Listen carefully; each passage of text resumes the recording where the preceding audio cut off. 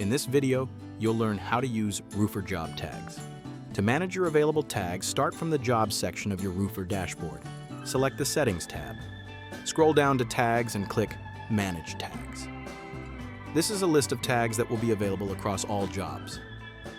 Reordering the tag list will change the order tags appear on job cards. Use the pen icon to rename a tag.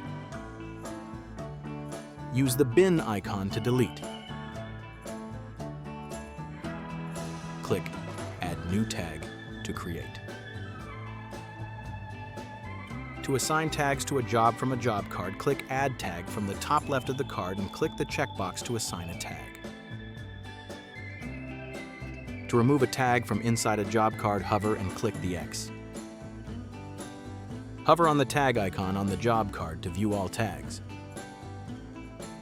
To sort by tags on the job board, click Filters and Sort and select the checkbox of the tags you would like to include in the view on your job board.